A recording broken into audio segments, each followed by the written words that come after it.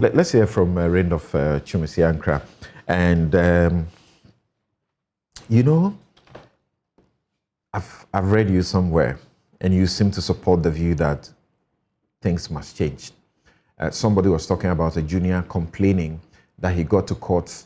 He got to court one day or in the morning. He got there before seniors came, and then seniors have come, dealt with their cases, and he's left, and he's not happy until, you know, late in the afternoon.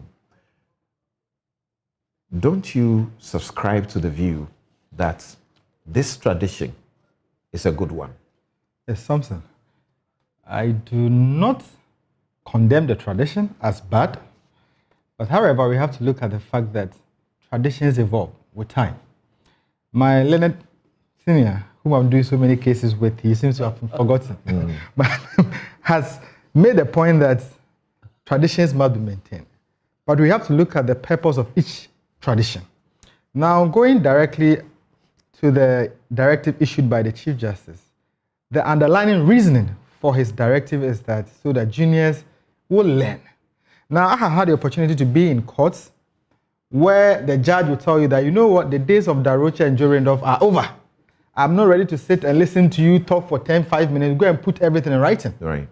So we should also admit that those days of advocacy in court is whittling away. Right. So there is no need for anybody to go and sit in court and say, I'm going to learn from a senior, because there's no advocacy in the court. Everything is written down. Only a few of the judges would allow you 10, 15, 20 minutes to be on your feet to talk.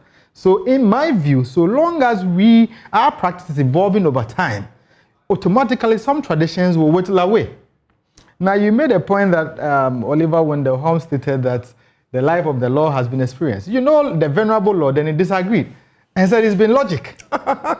So, and logic is not a preserve of any particular person. Right. You may be a junior at the bar or a senior at the bar, but someone who relatively is waiting, you may be in terms of logic stronger than you.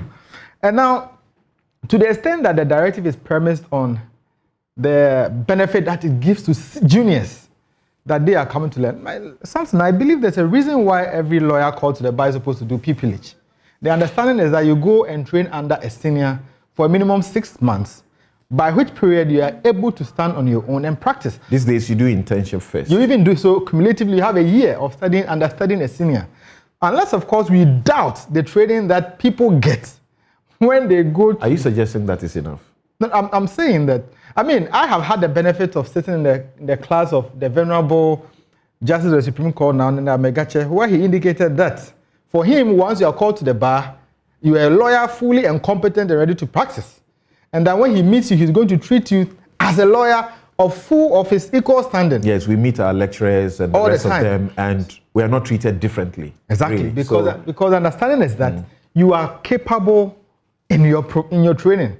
Unless, of course, we have doubts or reservations about the training we may have given the people, then, in my view, some of these strict adherence to certain traditions, which automatically are even evolving because the practice dynamics have changed. The practice started with apprenticeship.